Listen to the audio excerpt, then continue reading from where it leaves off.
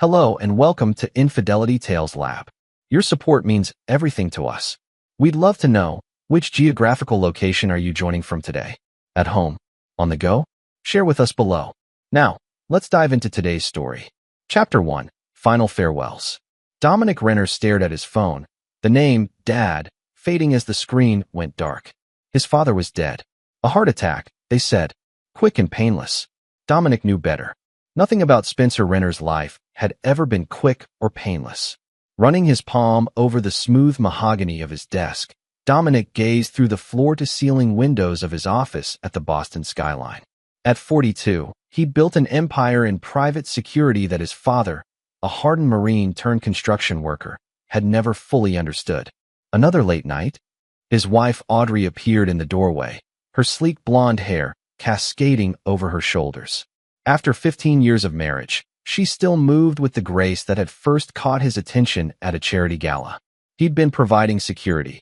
She'd been serving champagne and ambition in equal measure. My father died. The words felt hollow. Oh, a beat passed. When's the funeral? I need to arrange it. Dominic stood, already mentally cataloging what needed to be done. I'll be heading to Vermont tonight. Probably be there a few days. A shadow crossed Audrey's face. But the Westfields party is this weekend. We've been planning for months. Your contacts will all be there. My father is dead, Audrey. You haven't spoken to him in what, 3 years? She stepped closer. You've complained about him your entire life. Now suddenly you're dropping everything. Dominic's jaw tightened. He was still my father. And I'm your wife. We have plans, responsibilities, opportunities. Her hand slid up his arm. Send flowers. Make a donation. But you don't need to upend our lives for a man who never approved of them. Dominic gently removed her hand. I'm going to Vermont. I'll be back when it's done. He packed methodically, dark suits, dress shirts, the watch his father had given him when he graduated high school. The only thing Spencer had ever given him that mattered. As he loaded his suitcase into the Audi, Audrey appeared in the garage doorway. This is a mistake, Dom. He looked at her, really looked, and for a moment saw something unfamiliar in her eyes. Something calculating. Maybe, he acknowledged. But it's mine to make. The 4-hour drive north gave him time to think. About his father, the man who'd raised him alone after his mother's death, with all the tenderness of a drill sergeant. About their last argument, when Spencer had unexpectedly shown up at Dominic's office. You've got fancy suits now, but you're still that scrawny kid who needed my help, Spencer had growled. I built this company from nothing, Dominic had countered. Nothing? I put food in your mouth. I put ambition in your heart. Everything you were started with me. They hadn't spoken since. And now, as Dominic pulled into Shelburne, Vermont, population 7,717, he wondered if his father had been right. The funeral home was exactly as he expected. Tasteful, subdued, overpriced. The director, Mr. Calloway, guided him through options with practiced solemnity. Your father was well respected in the community, Calloway offered. Military honors would be appropriate. Yes, Dominic agreed. And I want his friends from the construction company invited. Open bar afterward. When his phone buzzed with Audrey's name, he sent it to voicemail. By midnight, he'd secured the church, arranged for the casket, and drafted an obituary. In his father's sparse living room, surrounded by fishing trophies and military commendations, Dominic finally allowed himself a moment to feel. Not grief, exactly. Something more complex. Regret, perhaps. For words unsaid. For the stubborn pride they'd shared. His phone buzzed again. Audrey. 3 days, Dom. That's all I'm asking. Reschedule it. Your father won't care. He didn't respond. Chapter 2. Duty Bound. The second day in Vermont brought unexpected discoveries. In his father's bedroom closet, behind rows of flannel shirts and worn jeans, Dominic found a small fireproof safe. The combination, his birthday, opened easily. Inside, discharge papers from the Marines, a deed to the house, an envelope of cash totaling $32,677, and a handwritten letter dated 3 weeks earlier. Dominic, if you're reading this, I'm gone. Probably for the best. Doctor says my heart's failing. Stubborn things finally giving out. I wasn't a good father. Too much Marine, not enough dad. But I was always proud, even when I couldn't say it.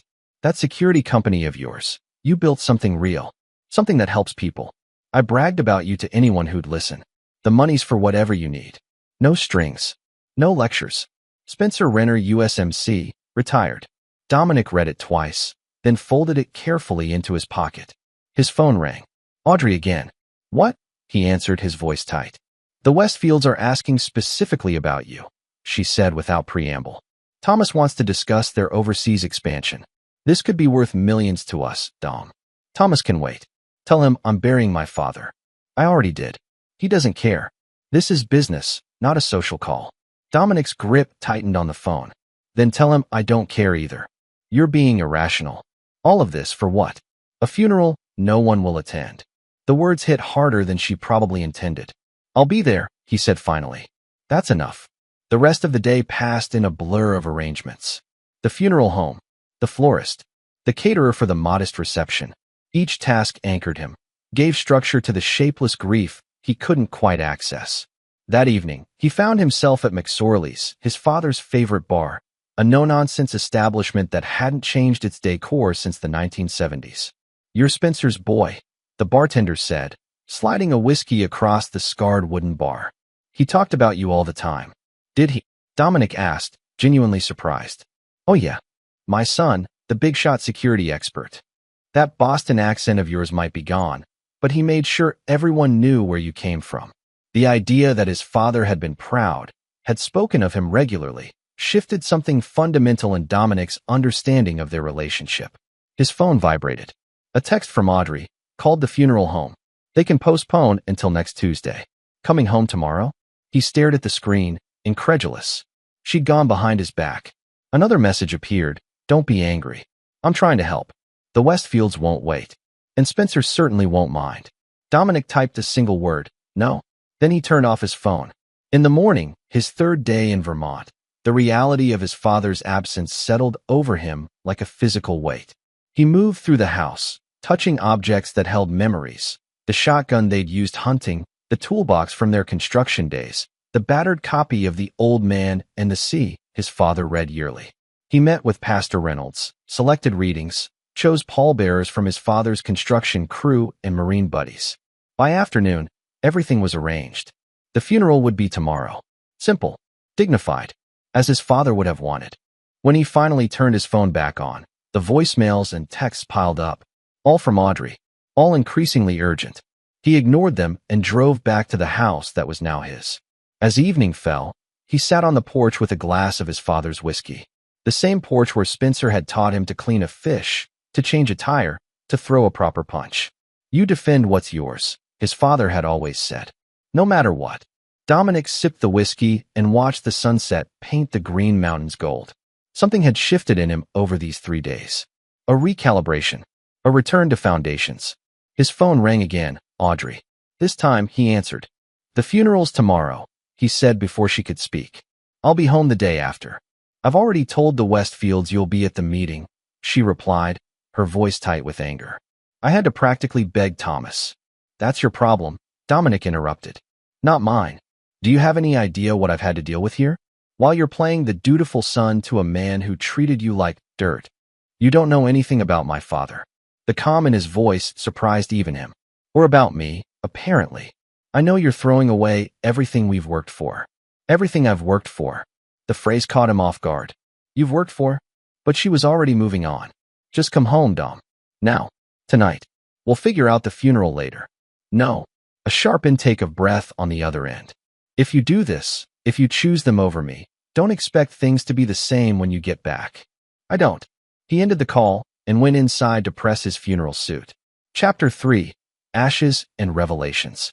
The ceremony was larger than Dominic expected.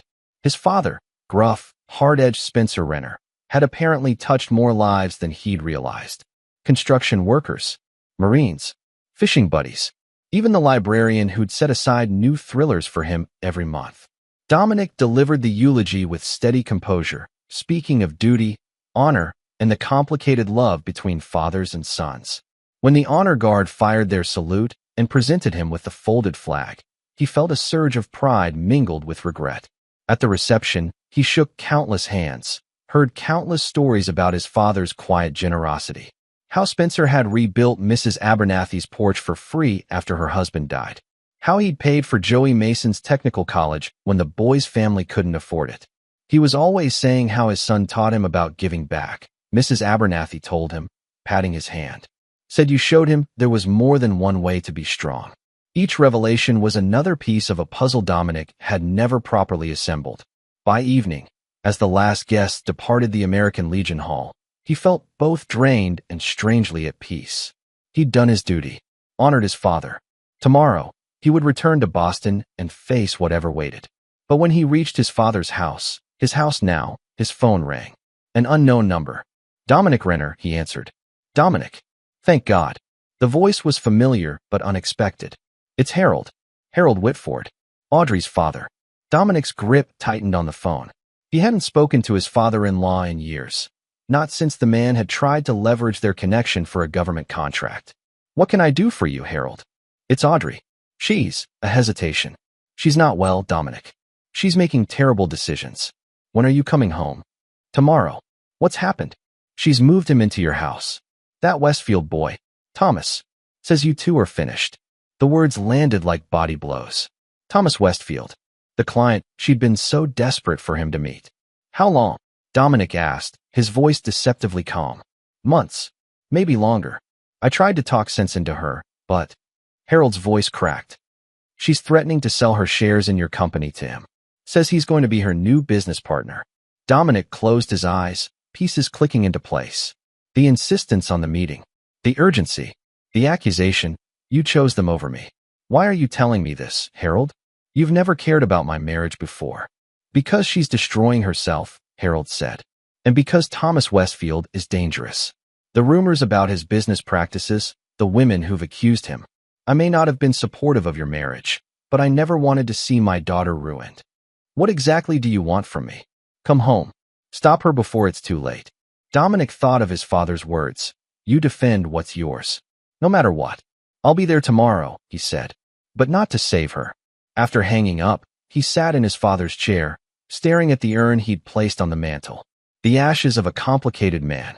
A man who, in the end, had been proud of his son. I hear you, Dad, he whispered. Loud and clear. In the morning, he packed methodically. His clothes, his father's letter, the flag from the funeral. The cash from the safe he divided. Half to Pastor Reynolds for the church roof.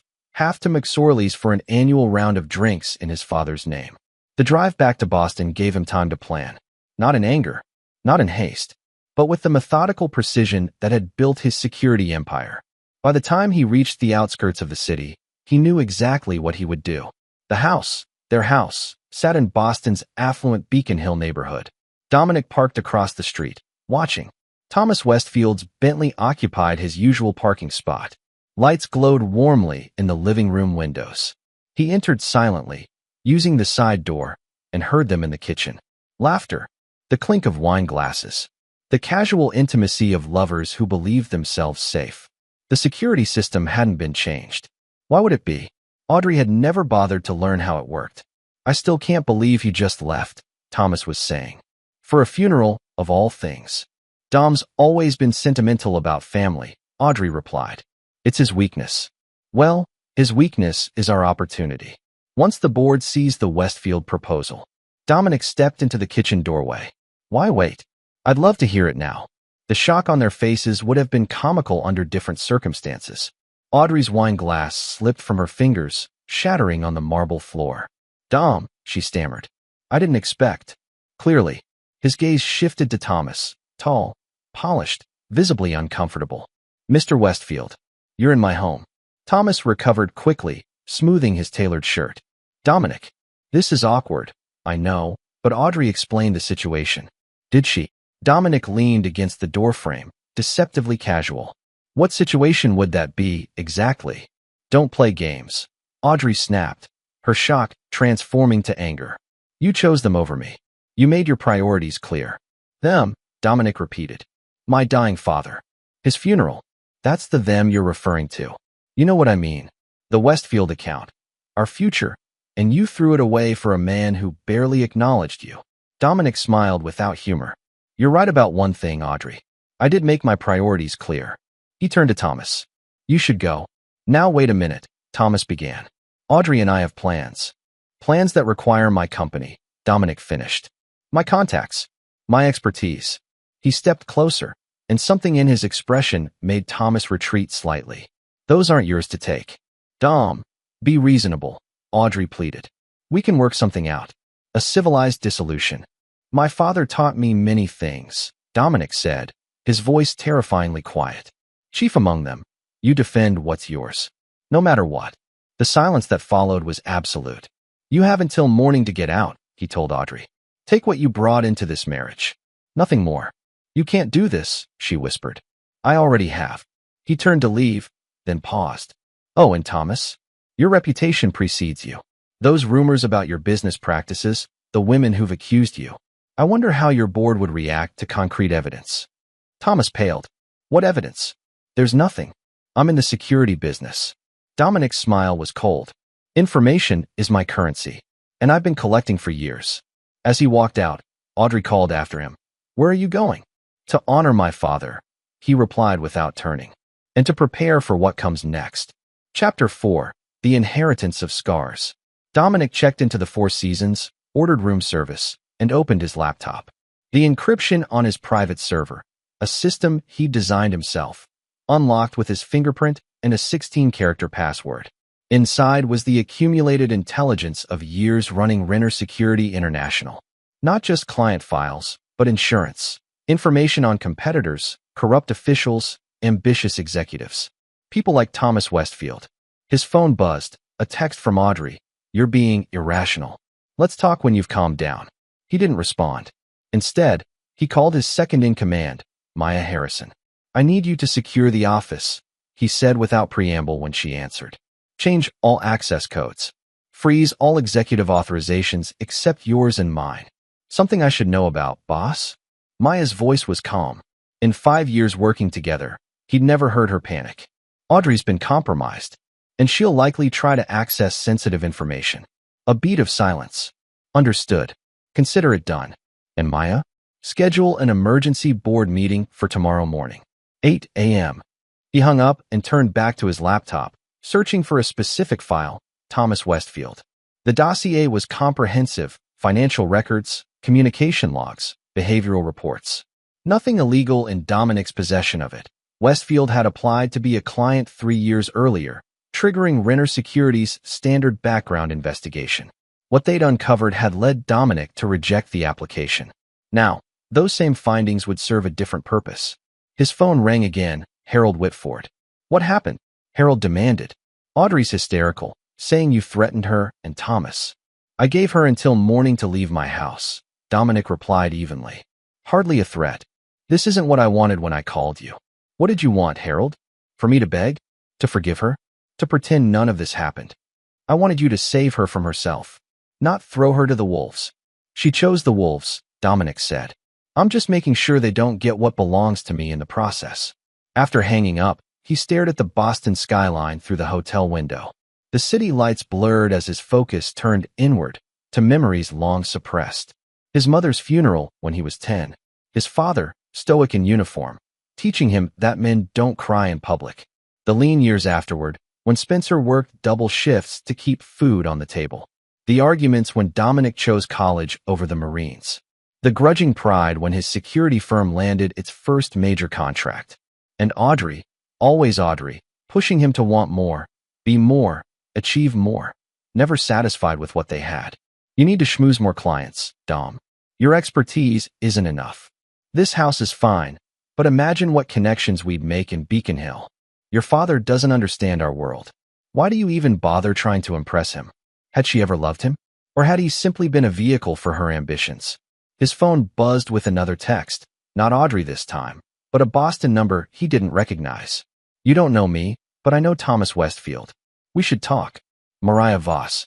Dominic hesitated, then searched the name online. Mariah Voss, former financial analyst at Westfield Enterprises.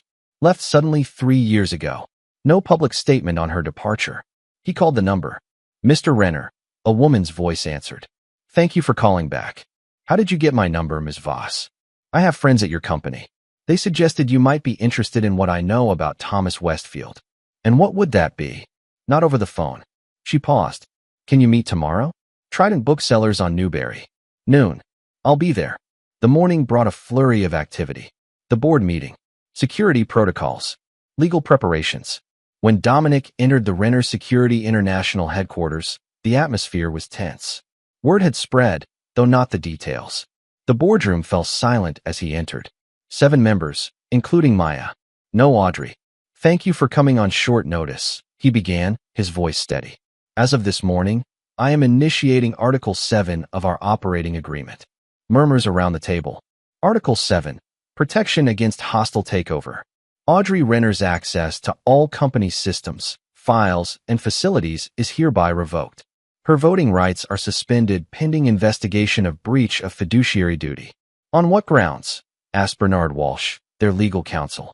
Dominic slid folders across the table, one to each board member.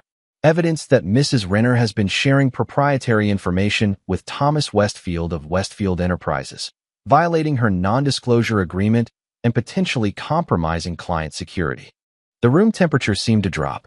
These are serious allegations, Dominic, said Catherine Oakes, their chief financial officer. Is this personal? My marriage is irrelevant to these proceedings, Dominic replied. The evidence speaks for itself. Page 3 details 7 instances of unauthorized access to client files, files pertaining specifically to government contracts that would interest Westfield. The next hour was methodical. Questions, concerns. Eventually, a unanimous vote supporting his actions. As the meeting adjourned, Maya lingered. There's more to this, isn't there? She asked when they were alone. Yes. Dominic checked his watch. And I'm about to find out what. Trident Booksellers was busy with the lunch crowd when Dominic arrived. Mariah Voss was easy to spot, mid-30s, sharp eyes, professional attire. Thank you for meeting me, she said as he sat across from her. I've been following your company for years. You've built something impressive. You didn't ask to meet about my company, Dominic replied. Tell me about Thomas Westfield. She smiled slightly. Direct. I appreciate that. She opened her tablet and slid it across the table. 3 years ago, I was analyzing acquisition targets for Westfield Enterprises. I discovered irregularities in how they vetted these companies. What kind of irregularities? They weren't looking for profitable businesses. They were looking for vulnerabilities. She tapped the screen, showing a spreadsheet. Companies with key government contracts. Companies with proprietary technology. Companies with compromised leadership. Understanding dawned. They identify executives with exploitable weaknesses. Exactly. Gambling debts. Affairs. Substance abuse. She met his eyes. Or spouses with ambition beyond their means. Dominic's jaw tightened. Audrey was targeted. I believe so. When I raised concerns, I was terminated. Threatened with legal action if I spoke out. She took back the tablet. I've been gathering evidence since then. Waiting for the right ally. What do you want from me? Protection. And a platform. Together, we can stop Westfield before he destroys more companies, more lives. Dominic considered her carefully. You're taking a significant risk approaching me. Lesser risks haven't yielded results. She handed him a small drive. Everything I have is here. Whether you use it is your decision. As she stood to leave, Dominic asked, Why me? Why now? Because you just buried your father, she said simply. And men like you, men with something to protect beyond themselves, are rare in our world. The drive contained exactly what she promised. Internal Westfield documents, recorded conversations, financial trails. A methodical campaign to infiltrate and control companies with valuable government contracts, including Renner Security. By evening, Dominic had corroborated enough to be convinced. This wasn't just about his marriage. It was about a systematic attack on everything he'd built. His phone rang, Audrey again. This time, he answered. You've gone too far, she said immediately. The board? Really, Dom? Did you think I wouldn't protect my company? Our company, she corrected. I've been part of Renner Security since the beginning. As what? Window dressing? A social secretary? His voice remained calm. You brought nothing but connections, Audrey. Connections you're now trying to leverage against me. That's not. Stop lying. He cut her off. I know about Westfield's targeting strategy. I know you were approached over a year ago. Silence on the other end. What I don't know, he continued, is when you stopped being my wife and became his asset. You don't understand, she finally said, her voice smaller. Thomas showed me what we could become. the contracts we could secure, the power we could wield. We already had everything we needed. No, you had everything you needed. Your company, your rigid principles, your approval seeking from a father who couldn't even express basic emotion. Her voice hardened. What about what I needed? And what was that exactly? More? Always more. The naked ambition in her voice was startling. Do you know what it's like to be constantly hungry? To never feel satisfied? I know what it's like to be betrayed, he replied. By someone I trusted completely. Don't be melodramatic. This is business. No, Audrey. This is war.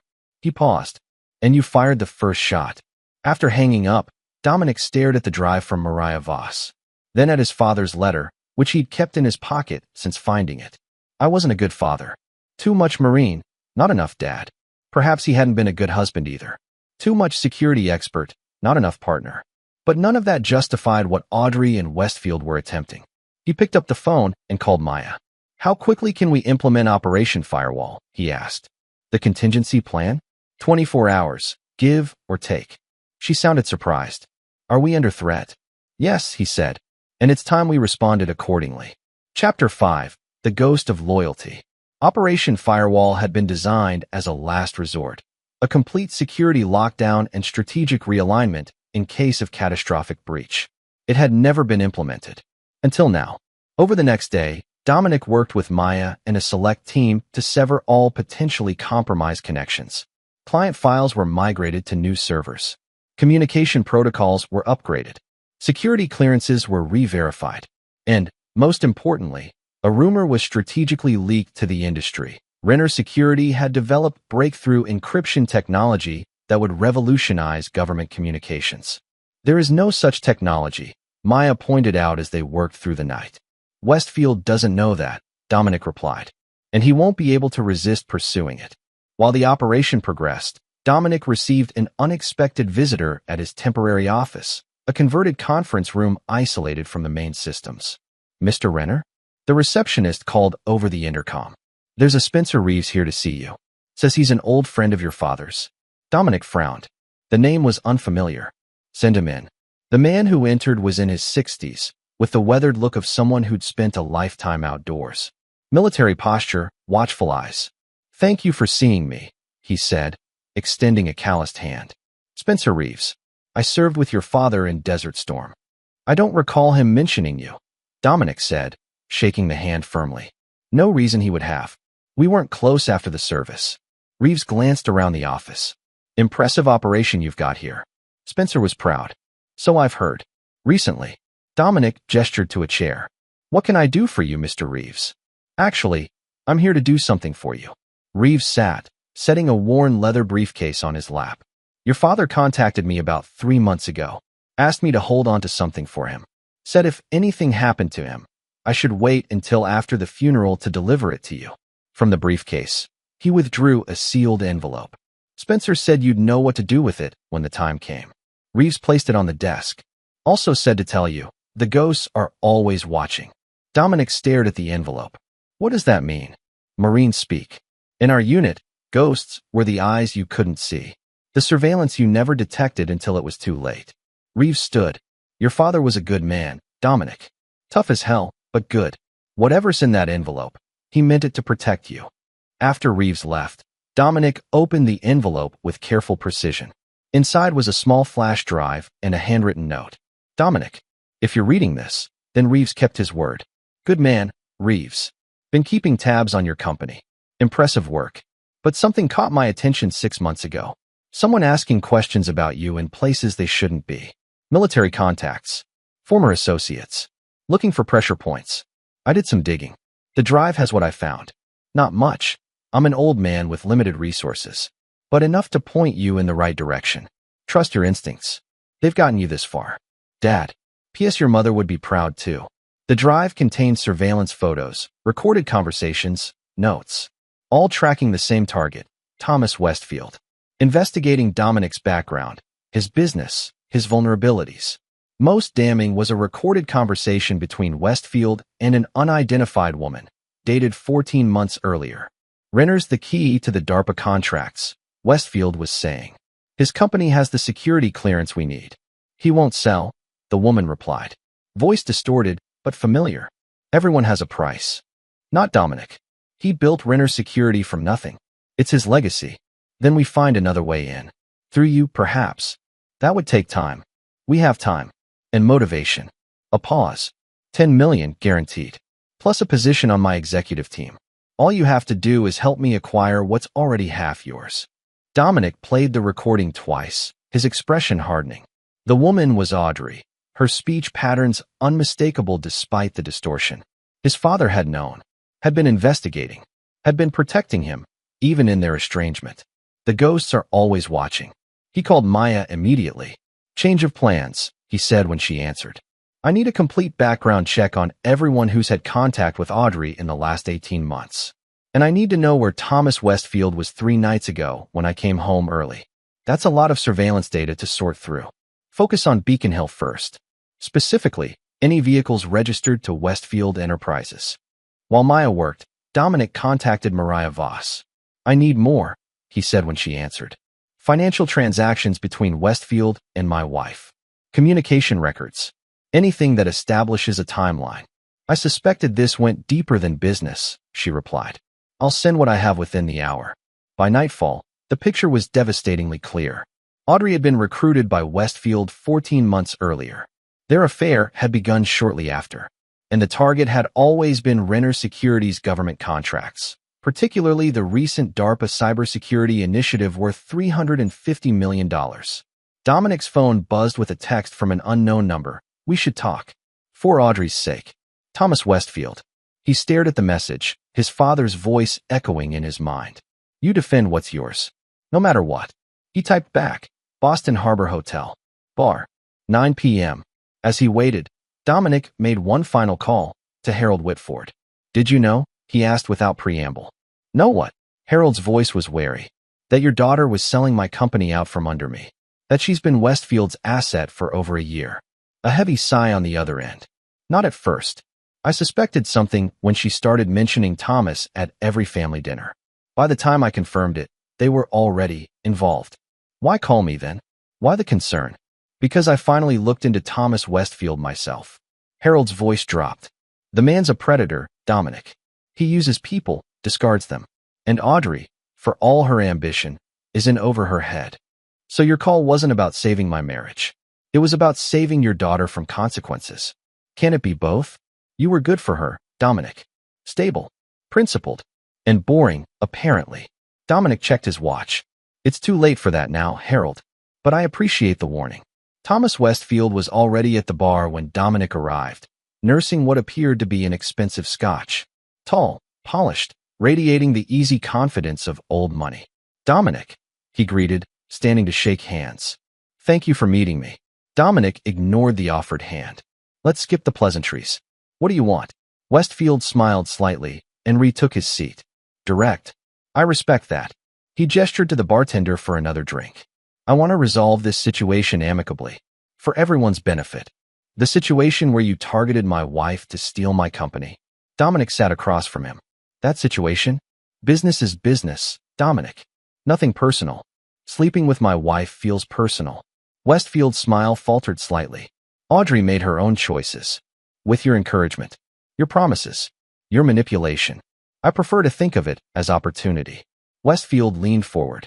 She's a remarkable woman. Ambitious. Strategic. Wasted as a corporate wife. And what happens when you've used her to get what you want? When she's served her purpose? Something cold flickered in Westfield's eyes. I take care of my allies. Like Mariah Voss. The name landed like a physical blow. Westfield's composure cracked, just for a moment. Mariah was unstable. Made accusations that couldn't be substantiated. She kept records, Thomas. Detailed ones. Dominic watched him carefully. Just like I do. Whatever you think you have. I have enough, Dominic interrupted. Enough to block any attempt to acquire my company. Enough to trigger federal investigations into your business practices. Enough to end you. Westfield's calculated charm vanished, replaced by something harder. You're bluffing. Am I? Dominic stood. You targeted the wrong man, Thomas. And the wrong company. If you go public with accusations, Audrey goes down too, Westfield warned. Is that what you want? To destroy your wife? Ex-wife, Dominic corrected. And she made her choice. Now I'm making mine. As he turned to leave, Westfield called after him. This isn't over, Renner. Dominic looked back, his expression impassive. Actually, it's just beginning. Chapter 6, Blood and Strategy. The next morning, Dominic called a second emergency board meeting. This time, he laid out everything. Westfield's targeting strategy, Audrey's complicity, the evidence his father and Mariah Voss had compiled. As of this moment, we are under active corporate attack, he concluded. We need to respond accordingly. The boardroom was silent for a long moment. Then Catherine Oakes spoke. What are you proposing exactly? A controlled counteroffensive, Dominic replied. We feed Westfield exactly what he wants. Access to what he believes is our breakthrough encryption technology. But there is no breakthrough, Bernard Walsh pointed out. Westfield doesn't know that. He'll deploy resources to acquire and reverse engineer something that doesn't exist. Meanwhile, we use his distraction to secure the DARPA contract permanently. And Audrey? Maya asked quietly. Mrs. Renner will be removed from the company completely. Her shares purchased at market value, as per our bylaws in cases of malfeasance. The vote was unanimous. Operation Firewall would proceed, with the added element of deliberate misinformation, what the military called a honeypot. As the meeting adjourned, Dominic's phone buzzed with a text from Audrey. We need to talk. Please. It's not what you think. He didn't respond. Instead, he met with his legal team to initiate divorce proceedings, citing irreconcilable differences and breach of fiduciary duty. The prenuptial agreement was clear. In cases of infidelity, the offending party forfeited rights to company assets. By afternoon, the machinery of separation was in motion, personal, professional, financial.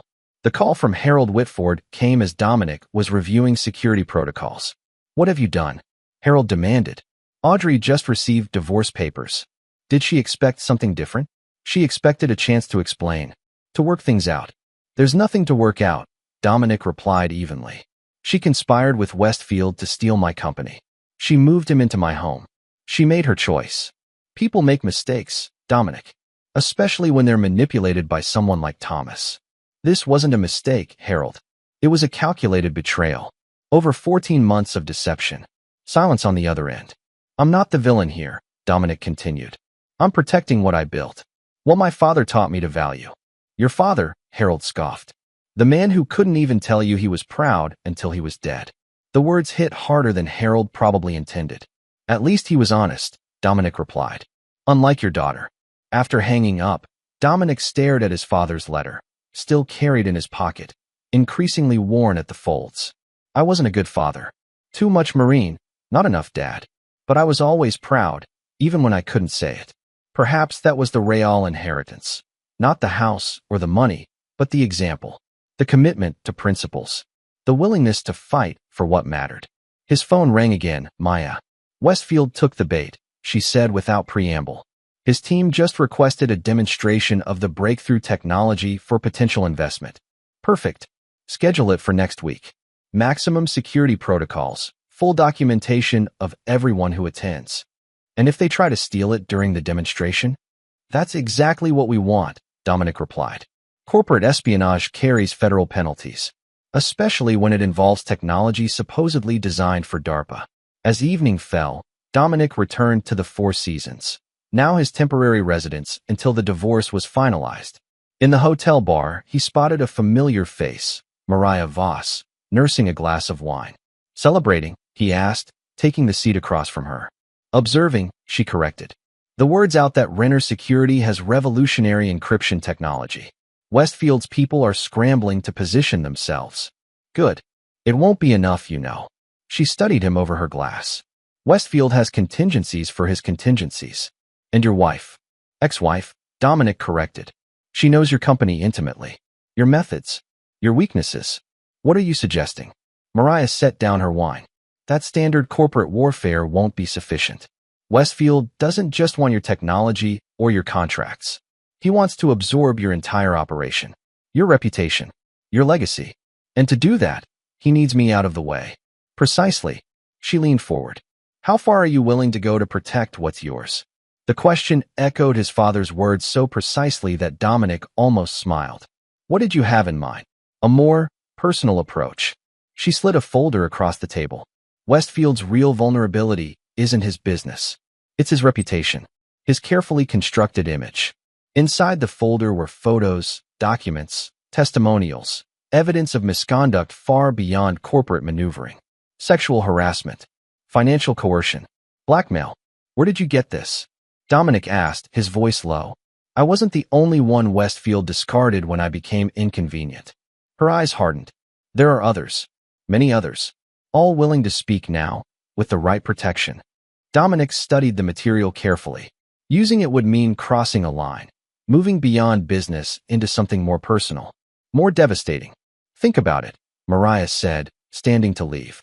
But don't take too long. Westfield isn't known for his patience. Alone with his thoughts, Dominic considered his options. The corporate strategy was sound, legal, clean, but potentially insufficient against an adversary willing to use any means necessary. His father's voice again, you defend what's yours. No matter what. His phone buzzed, another text from Audrey. Please. Just hear me out. One conversation. This time, he replied, tomorrow. 10 a.m. The office. Then he called Maya. I need everything we have on Thomas Westfield's personal life, he said. Every scandal. Every rumor. Every skeleton. Are we changing strategies? No. We're expanding them. He paused. And I need you to arrange a meeting with someone else, Charlotte Westfield. Thomas's wife. Boss, that's crossing a line. It's a line Westfield crossed first, Dominic replied. When he moved into my home. The next morning, Audrey arrived at his office precisely at 10. She looked somehow both defiant and vulnerable, designer clothing contrasting with shadowed eyes. Thank you for seeing me, she said, taking the seat he indicated. You have 10 minutes, Dominic replied, keeping the desk between them. Use them wisely. I made a mistake, she began. A terrible one. But it wasn't what you think. Enlighten me. Thomas approached me last year, yes. But it was about a potential partnership, not what it became. She twisted her wedding ring. Still worn, Dominic noted. He was persuasive. Showed me projections, opportunities, things we could achieve together. We, Dominic repeated. You and I? Or you and him? All of us. Renner Westfield Security. A global powerhouse. And when did it become more than business? She hesitated. Thomas is attentive. He noticed things, remembered details, made me feel valued. As what? An equal? Or as access to what he really wanted? It wasn't like that. Not at first. She looked down. The affair, it only started 3 months ago. After that argument we had about the Sullivan contract. Dominic remembered. A heated disagreement about accepting a client with questionable ethics, but enormous resources. So because I maintained standards, you found someone who didn't. Because you never listened. Her composure cracked slightly. Everything was always about your principles, your vision, your company. When was the last time you asked what I wanted? What did you want, Audrey? Recognition. Respect. A voice in decisions. Her eyes met his. I built connections for this company. I brought in clients. I entertained and networked and smoothed paths. And still, I was just Dominic's wife to everyone that mattered. For a moment, just a moment, Dominic felt a flicker of understanding. Then he remembered the recording. 14 months. $10 million. The calculated betrayal. 3 minutes left, he said. Make them count. Audrey's expression hardened. I want to negotiate. A clean break. I withdraw all claims to company shares in exchange for a settlement. You have no leverage here, Audrey. The prenup is clear. Your infidelity forfeits any claim. Infidelity has to be proven. And corporate law supersedes marital agreements when it comes to business assets. Dominic almost smiled. Now they were seeing the real Audrey. Calculating, strategic. You have nothing to negotiate with, he said. Your access is revoked. Your allies are exposed. Even your lover is reconsidering his investment in you. What are you talking about? Westfield met with 3 potential replacements yesterday. Young, ambitious women who could provide the same access you promised. The color drained from her face. You're lying. Am I? He slid a folder across the desk. Surveillance photos from Renner Security's considerable resources. Thomas Westfield, dining with a succession of attractive professional women. He's upgrading, Audrey. Trading in for a newer model. This doesn't mean anything, she whispered, but her hands trembled as she closed the folder. Your time's up, Dominic said, standing. The divorce proceeds is filed. Your belongings from the house will be delivered to wherever you're staying. I assume that's with Thomas. She stood as well, regaining some composure. You think you've won, but this isn't over. Thomas has resources you can't imagine. So do I. Dominic walked to the door. Resources my father helped me discover. Your father, she scoffed. The man was a tyrant who couldn't express basic human emotion. And you're just like him. Dominic opened the door. No, Audrey. I'm worse. As she left, he felt something shift inside him. The last vestige of the marriage they'd shared falling away, replaced by cold resolve. His phone buzzed with a text from Maya, meeting confirmed. Charlotte Westfield. 2 p.m. The battle lines were drawn. Operation Firewall was in motion. And Dominic Renner, son of Spencer, protector of legacies, was prepared to defend what was his, no matter the cost. Chapter 7. Calculated Risk. Charlotte Westfield met Dominic at a discreet cafe in Cambridge, neutral territory, far from financial districts and corporate surveillance. She wasn't what he expected. Where Thomas projected polished aggression, Charlotte radiated quiet intelligence. Elegant but understated, with observant eyes that assessed him carefully. Mr. Renner, she greeted him, extending a manicured hand. I must admit, your invitation was unexpected. Mrs. Westfield, thank you for meeting me. He took the seat across from her. I appreciate your discretion. Discretion has become something of a specialty. A small, practiced smile. Though I'm curious why the CEO of Renner Security would request a meeting with me rather than my husband. Because this conversation concerns you both. And because I suspect you already know why I'm here. Something flickered in her expression, a calculation. Thomas mentioned negotiations with your company. A potential acquisition. Is that how he described it? Dominic asked mildly. An acquisition? Among other things.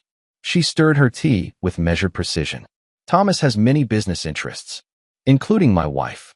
Charlotte's stirring paused briefly, then resumed. I don't involve myself in Thomas's professional relationships. Professional. Dominic let the word hang between them. Is that what we're calling it? Mr. Renner, I'm sure you didn't invite me here to discuss marital politics. Why don't we get to the point? Very well.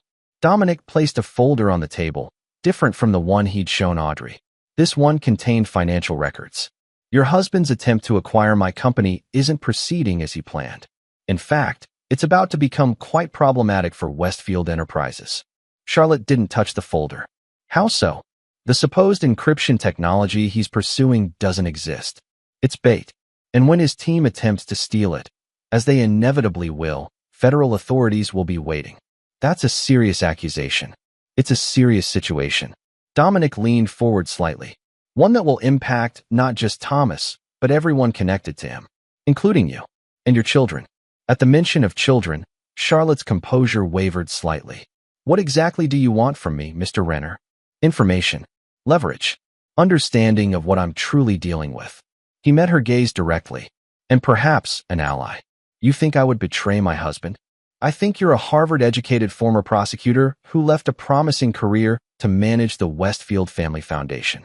I think you've spent 15 years building a reputation for ethical philanthropy while your husband built his through very different means. Dominic paused. And I think you have more to lose than anyone if Thomas's methods become public. Charlotte was silent for a long moment, studying him with new intensity. You've done your research, she finally said. It's what my company does best. And if I decline to help you, then you'll be navigating the fallout alone when it comes. Dominic stood. You have my number, Mrs. Westfield. Think about your children's future. About your foundation's reputation. He paused. About what kind of legacy you want to leave. He left without waiting for a response, knowing the seeds had been planted. Charlotte Westfield was too intelligent not to recognize the threat, not from him, but from her husband's actions. Back at Renner Security, preparations for the technology demonstration were underway. A sophisticated facade, servers humming with impressive-looking but meaningless data, technical staff briefed on their roles, security protocols designed to look penetrable to the right observer. Maya joined him in the surveillance room, where monitors displayed every angle of the demonstration space. Westfield confirmed his team will attend tomorrow, she reported.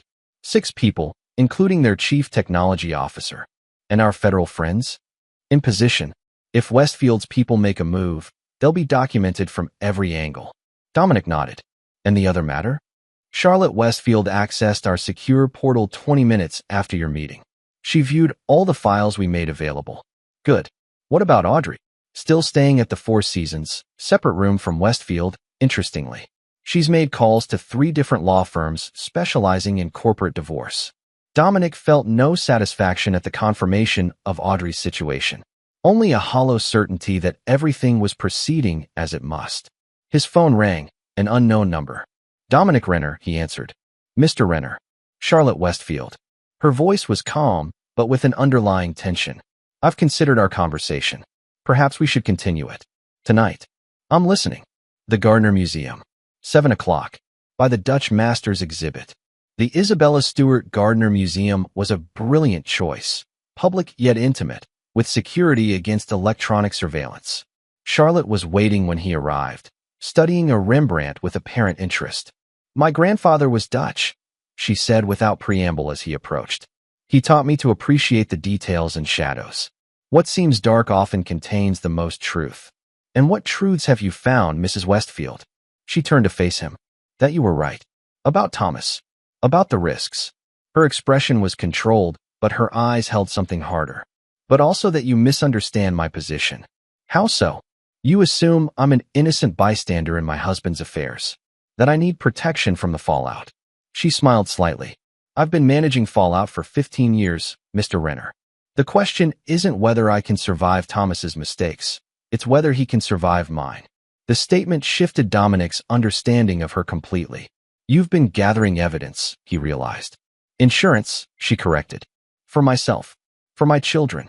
For the foundation that bears our name. And now I'm evaluating my options. She gestured for him to walk with her through the quiet gallery. Your confrontation has accelerated a timeline I've been managing for years.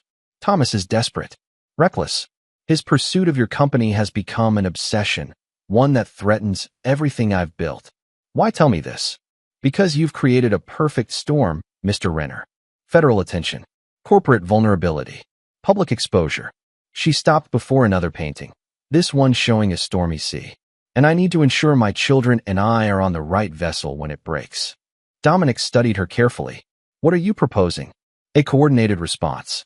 I provide you with everything I have on Thomas's corporate misdeeds, material that ensures your company remains untouchable. In exchange, you ensure that neither I nor my children are damaged in the process. And Thomas? My husband made his choices, she said, her voice suddenly cold. Just as your wife made hers. The alliance was unexpected but strategically perfect. By morning, Dominic had Charlotte's files, meticulous records of years of corporate manipulation, sexual misconduct, and financial impropriety. The demonstration for Westfield's team proceeded exactly as planned. They arrived, observed, asked technical questions designed to seem innocent but clearly probing for vulnerabilities. And as predicted, one member, a quiet programmer who barely spoke during the presentation, attempted to insert a cleverly disguised drive into a seemingly unattended server. Federal agents documented everything. By evening, Phase 1 was complete. Westfield Enterprises was now under federal investigation for attempted corporate espionage. Dominic's phone rang. Thomas Westfield. You set me up, he snarled without preamble. I protected my company, Dominic corrected. Something you should have considered before targeting it. This isn't over, Renner. Not by a long shot. Actually, it is. Check your email. There was silence as Westfield presumably did so, finding the comprehensive dossier Dominic had compiled, combined with Charlotte's evidence. Where did you get this? Westfield's voice had lost its edge, replaced by something approaching fear. You made too many enemies, Thomas. Too many victims. They found each other. And me. Charlotte, he whispered. She's involved. Your wife made her choice. Just as mine did. After hanging up, Dominic turned to Maya, who had been monitoring the call. Prepare for counterattacks, he instructed. Westfield will be desperate now. He'll try anything. Already on it, she confirmed. But there's something else you should know. Audrey's been trying to access her old files through various back channels. Unsuccessfully, but persistently. What's she looking for? Based on the directories she's attempting to reach, client contact information. Specifically, government contracts. Dominic nodded, understanding. She's trying to salvage something to bring to Westfield. A peace offering. Looks that way. Let her keep trying. Each attempt strengthens our legal position. That night, as Dominic reviewed security protocols in his hotel suite, his phone rang again. Harold Whitford. What have you done? Harold demanded. Federal agents interviewed Audrey today. I defended my company, Dominic replied evenly. The government is very interested in attempted theft of security technology. She could face charges, Dominic. Criminal charges. Actions have consequences, Harold. Even for people who aren't accustomed to facing them. She's falling apart. Harold's voice dropped. Thomas has abandoned her. Moved back home to Charlotte. Audrey has nothing, no one. She made her choices. Out of desperation. Out of feeling ignored and undervalued. Harold's voice cracked slightly. I'm not defending what she did. But destroying her won't bring you peace. After hanging up, Dominic stood at the window, watching the city lights. Was he seeking peace? Or merely the cold satisfaction of justified vengeance? His father's words echoed again, you defend what's yours. No matter what. But what was truly his to defend now? The company, yes. His legacy. His pride. Yet something felt incomplete. The victory hollow. His phone buzzed with a text message from Spencer Reeves, his father's Marine buddy. Your father would be proud. But he'd also remind you, know when the battle's won. The words landed differently than intended. Not as affirmation, but as challenge. Dominic stared at the message, then at his father's letter, still carried, increasingly worn. I wasn't a good father. Too much Marine, not enough dad. Perhaps he was making the same mistake. Too much warrior, not enough man. But then he remembered the recording. Audrey's voice, discussing him as an obstacle to be overcome. The calculated betrayal over 14 months. No, this wasn't about peace. This was about justice. About consequences. The battle wasn't won. Not yet. Chapter 8. The Fall. The federal investigation into Westfield Enterprises expanded rapidly, fueled by Charlotte's evidence and the documented espionage attempt. Thomas Westfield's carefully constructed empire began showing cracks, stock prices falling, clients distancing themselves, board members calling emergency meetings. Dominic watched from a careful distance, neither gloating nor intervening. His focus remained on securing renter security and completing the divorce proceedings. The call from Mariah Voss came 3 days after the demonstration. Westfield's board is meeting tomorrow, she reported. Rumor has it they're discussing a leadership change. Charlotte's influence? Dominic asked.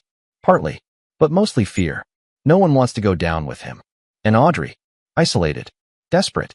She's been trying to contact former clients, offering insider information in exchange for positions, investments, anything. The news should have satisfied him. Yet it left a strange emptiness. His phone buzzed with another text. Audrey, I have nothing left. Are you happy now? He didn't respond. Instead, he called Maya. I need everything we have on Audrey's recent activities. Every call, every meeting, every attempt to access company information. Planning another move against her? Maya asked cautiously, planning to understand what we're still facing.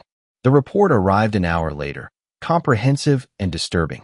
Audrey hadn't just been trying to salvage relationships. She'd been actively shopping sensitive information about Renner Securities government contracts, offering details that could compromise national security protocols.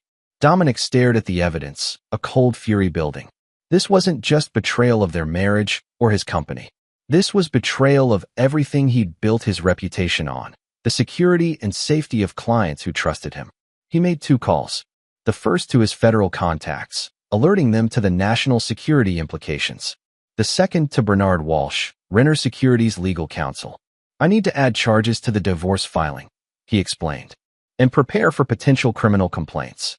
Dominic, Bernard said carefully, I understand your anger, but this crosses into territory that could have severe consequences for Audrey. She crossed that territory first, Dominic replied, when she tried to sell information that could put lives at risk.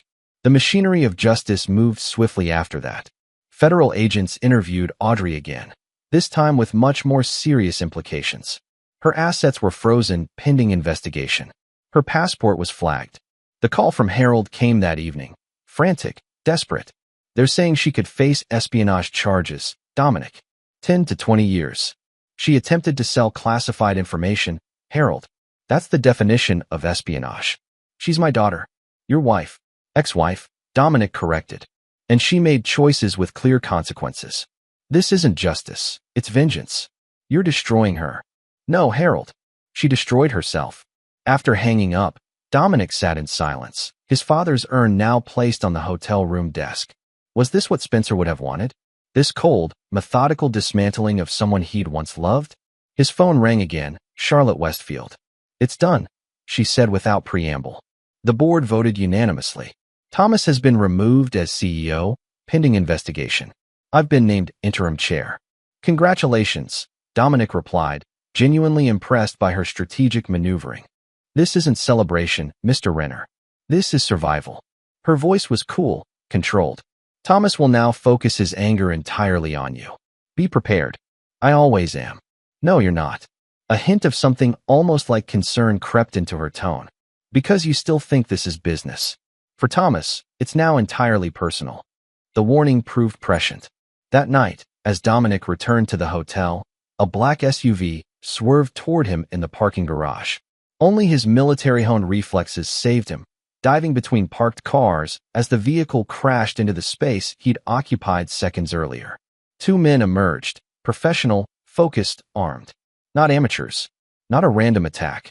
Dominic moved silently through the shadowed garage, using parked cars as cover. His training, both military and from years in security work, guided his movements. When the first man rounded a sedan, Dominic was waiting. The fight was brief, efficient. Dominic disarmed him with practiced precision, using the man's momentum against him. The second attacker appeared moments later, more cautious but equally determined. This confrontation lasted longer, more brutal. A knife appeared. Dominic felt the sting as it grazed his arm, then the satisfying impact as he broke the man's wrist. When both attackers lay unconscious, Dominic called not the police, but his own security team. This was company business now. Secure them, he instructed when Maya arrived with two operatives. I want to know who hired them. You need medical attention, Maya pointed out, eyeing the blood seeping through his sleeve. Later. This takes priority. The attackers were transported to a secure Renner facility, one used for training scenarios and equipment testing. The interrogation was professional, methodical. No violence needed, just the slow, systematic dismantling of resistance. By morning, they had confirmation. Thomas Westfield had hired them through intermediaries, with instructions to deliver a message. Message delivered, Dominic murmured, examining the stitches in his arm. Just not the one he intended. With this evidence, he contacted his federal liaisons again. Attempted murder added to Westfield's growing list of charges. But the escalation troubled him. Westfield was becoming increasingly unstable, increasingly dangerous. And that made him unpredictable. Dominic's phone rang, an unknown number. Dominic Renner, he answered cautiously. Mr. Renner. It's Charlotte Westfield. Her voice was tight, controlled. There's a situation you should be aware of. Thomas has left the country. Private jet, unauthorized departure from a small airfield outside the city. The federal authorities are already alerted. But that's not why I'm calling. A pause. Before he left, Thomas accessed our private accounts, transferred significant funds, and he mentioned Audrey. Dominic's grip tightened on the phone. What about her? He said she still had something valuable, something worth salvaging. Charlotte's voice dropped. He said she was his insurance policy. The implications were clear. If Audrey still had access to classified information she hadn't yet divulged, she represented both a vulnerability and an asset. Where is she now? Dominic asked. Unknown. She checked out of the Four Seasons yesterday morning. After hanging up, Dominic immediately called Maya. I need Audrey's current location. Now. Already tracking it, Maya replied. After the garage incident, I put surveillance on everyone connected to Westfield, Audrey included. And last confirmed sighting was at her father's house in Cambridge. 20 minutes ago, she left in Harold's car. Direction? East, toward Logan Airport. Dominic's mind raced through scenarios. If Audrey was planning to join Thomas, she'd need to clear immigration. With her passport flagged, that should be impossible, unless Thomas had provided alternative documentation. Given his resources, entirely plausible. Alert federal authorities, he instructed, and get me everything on Harold Whitford's movements in the last 24 hours. As he drove toward Logan, Dominic called Harold directly. No answer. Voicemail full. His next call was to his federal contact, Agent Larson. Audrey Renner may be attempting to flee the country, he explained. Possibly with classified information. Possibly to join Thomas Westfield. We're already on it, Larson assured him. All terminals are covered.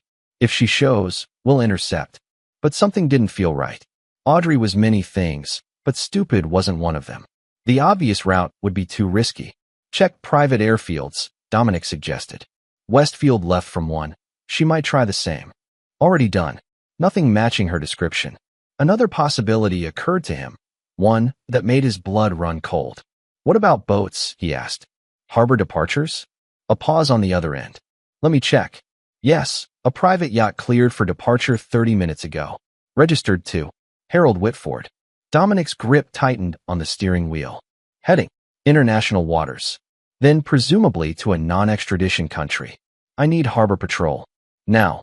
The marina was chaos when Dominic arrived. Federal agents, harbor patrol, local police. In the distance, just visible, a sleek yacht cutting through the harbor waters. We've ordered them to return, Agent Larson informed him. No response. Coast Guard is scrambling vessels, but it'll take time. I need a boat, Dominic said simply. Minutes later, he was speeding across the harbor in a commandeered patrol vessel, Agent Larson and 2 armed officers alongside. The gap was closing, but slowly. The yacht, clearly high-powered, maintained its lead. They'll hit international waters in 20 minutes, the pilot warned. After that, jurisdiction gets complicated. Dominic's mind raced through options, discarding each as insufficient. Then he remembered something from his military days, a technique for disabling vessel engines from a distance. Do you have a Barrett sniper rifle on board? He asked the senior officer. Standard equipment. Why? Because I need to stop that boat without harming anyone on it. The officer looked skeptical but nodded to his colleague, who retrieved the rifle from a secure cabinet. You qualified on this? He asked as Dominic took the weapon. Marine Corps training, plus some additional expertise. Dominic positioned himself at the bow, calculating distance, wind, vessel movement. I need to get closer. Within 800 yards. The patrol boat surged forward, gaining ground on the fleeing yacht. As they closed to effective range, Dominic steadied himself against the rolling motion, focused the scope, and identified his target, the exposed engine compartment near the stern. One shot, then another, precisely placed to disable without catastrophic damage. The yacht's speed immediately dropped, black smoke billowing from the engine compartment.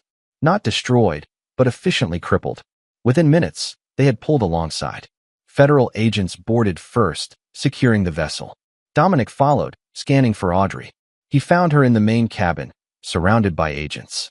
Harold stood protectively beside her, pale but defiant.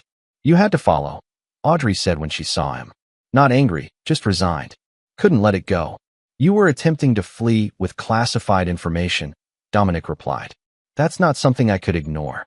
Is that what you think? She laughed bitterly. I wasn't fleeing with information, Dom. I was fleeing from Thomas. Explain. He threatened me. Said if I didn't provide what he needed, he'd ensure I took the fall for everything. Her voice shook slightly. I have nothing left. No money. No reputation.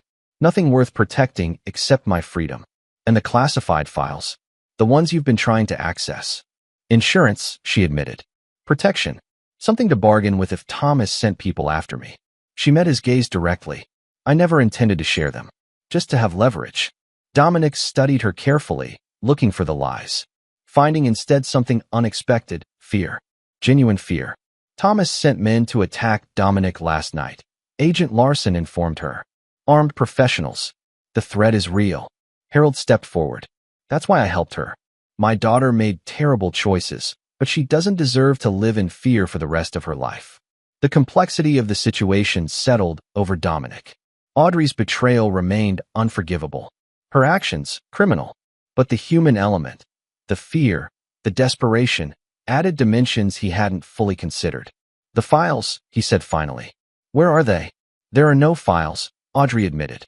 I never successfully accessed anything classified. Just tried and failed. Agent Larson confirmed this with a nod. Our investigation supports that. Attempts, but no successful breaches. Dominic felt a strange mixture of relief and hollow victory. The threat had been less than feared. The vengeance, perhaps, greater than required. He looked at Audrey. This woman he'd once loved, now a stranger. What happens now is up to the federal authorities. Not me. You won, she said quietly. Isn't that enough? This was never about winning, he replied. It was about consequences. As federal agents led Audrey and Harold away, Dominic remained on the yacht, watching the Boston skyline in the distance. The company was secure. Westfield was a fugitive. Audrey would face justice, though perhaps not as severely as he'd initially pursued. Yet the victory felt incomplete, tainted, somehow. His phone buzzed with a text. Maya, Thomas Westfield's private jet reported landing in Venezuela, non-extradition country. So Westfield had escaped, at least for now. A loose end in an otherwise tightly wrapped conclusion. Mr. Renner? Agent Larson approached. We're ready to head back. Dominic nodded, taking a last look at the water. His father's voice seemed to whisper across the waves. Know when the battle's won. Perhaps it was. Perhaps it was time to focus on rebuilding rather than retribution. As they returned to shore, Dominic made a decision. The final phase of Operation Firewall would proceed, but with an adjustment. Survival, not destruction, would be the goal. For everyone involved. Chapter 9. Ashes to Foundation. 6 months later, Dominic stood at the window of his office, watching snow fall on Boston's financial district. Renner Security International had not just survived the Westfield crisis. It had emerged stronger, securing the DARPA contract and expanding into new markets. The door opened behind him, Maya, with the quarterly reports. Numbers look good, she said, placing the folder on his desk. Stocks up 22% since last quarter. The government contracts are solid, and the new cybersecurity division is exceeding projections. And our special projects? Proceeding as directed. She handed him another, thinner folder. Though I still question the strategy. Inside were updates on the 3 initiatives Dominic had personally authorized and personally funded in the aftermath of the Westfield affair. First, a legal defense fund for Audrey. Not to exonerate her, but to ensure fair representation as she faced reduced charges of attempted corporate espionage. The federal authorities had dropped the more serious national security counts after confirming she'd never actually accessed classified information. Second, a monitoring program tracking Thomas Westfield's activities in Venezuela. Not for retribution, but for security, ensuring he couldn't rebuild his network or pose future threats. Third, and most significant, the Renner Foundation for Corporate Ethics, established in his father's memory, dedicated to preventing predatory business practices and supporting whistleblowers like Mariah Voss. The foundation's first conference is next month, Maya noted. Charlotte Westfield has confirmed she'll deliver the keynote. Dominic nodded, unsurprised. Charlotte had proven herself not just a survivor, but a reformer, restructuring Westfield Enterprises into a model of corporate transparency. Their alliance had evolved into a mutual respect, if not quite friendship. Any word from Harold? He asked. Regular updates, as requested. Audrey's house arrest ends next month. The therapy seems to be helping. Maya hesitated. He asked again if you'd consider meeting with her. No. Dominic's response was immediate, certain. That chapter is closed. And it was. The divorce had been finalized 4 months earlier. Audrey had lost her claims to company shares, but received a settlement sufficient for a modest restart. Not from obligation, but from Dominic's recognition that total destruction served no constructive purpose. There's one more thing, Maya said, handing him a final document. From Spencer Reeves. He said it was the last item your father left with him, to be delivered only when everything else was resolved. Dominic took the envelope, identical to the one that had contained the flash drive months earlier. Inside was a single photograph, Spencer Renner in his Marine uniform, arm around a much younger Dominic at his high school graduation. On the back, in his father's distinctive handwriting, the battle ends. The legacy continues. Proud of you, son. Dominic placed the photo carefully on his desk, next to the urn containing his father's ashes. Then he turned back to Maya. Schedule a trip to Vermont next week, he said. There's something I need to do. The Vermont winter had transformed Shelburne into a snow-covered postcard. Dominic drove the familiar route to his father's house. His house now, feeling a strange sense of completion. Inside, everything remained as he'd left it months earlier. Fishing trophies, military commendations, the worn copy of The Old Man and the Sea. He placed the urn carefully on the mantel, then began methodically sorting through his father's belongings. Not to discard, but to understand. To preserve what mattered. In the basement, he found an unexpected treasure. Detailed journals dating back decades. Spencer Renner, the emotionally reserved Marine, had been a surprisingly prolific writer, documenting thoughts, struggles, pride in his son's achievements, all the things he'd never managed to express directly. One entry, dated just weeks before his death, stood out. Dominic's security company landed another government contract. Read about it in the Wall Street Journal. Called to congratulate him, but lost my nerve. Again, how do you bridge a gap built on decades of silence? Maybe I'll try again tomorrow. Maybe I'll finally tell him I'm proud. Before it's too late. It had been too late for them, but perhaps not too late for the legacy. As evening fell, Dominic sat on the porch with a glass of his father's whiskey. The same porch where Spencer had taught him to clean a fish, to change a tire, to throw a proper punch. You defend what's yours, his father had always said. No matter what. But now Dominic understood what had been missing from that lesson. What truly mattered wasn't just defending, it was building, creating something worth the battle, something that would outlast the conflict. His phone rang. Maya. Sorry to disturb your trip, she began. But there's news. Thomas Westfield was found dead in his Venezuelan compound. Apparent suicide. Dominic absorbed this silently, feeling neither satisfaction nor remorse. Just the closing of a chapter. There's more, Maya continued. Mariah Voss has accepted the position as ethics officer for the foundation, and Charlotte Westfield has proposed a joint initiative between our organizations, focused on corporate accountability. Approve it, Dominic said. And Maya? Take the rest of the day off. You've earned it. After hanging up, he raised his glass to his father's urn. Lesson learned, Dad, he said quietly. Battle won. Legacy secured. The snow continued falling as darkness settled over Vermont. In the distance, the Green Mountains stood silent, enduring, like the foundations his father had built, like the company Dominic had protected, like the principles that had guided them both. Not perfect men, either of them. Too much warrior in their blood. But men who understood the value of what they built, the importance of what they defended. And in the end, perhaps that was enough. And there you have it. Another story comes to an end. What did you think? I'd love to hear your thoughts in the comments below. If you enjoy this story, consider joining our community by subscribing. It means the world to us. For more stories like this one, check out the recommended videos on screen. And I'll see you there.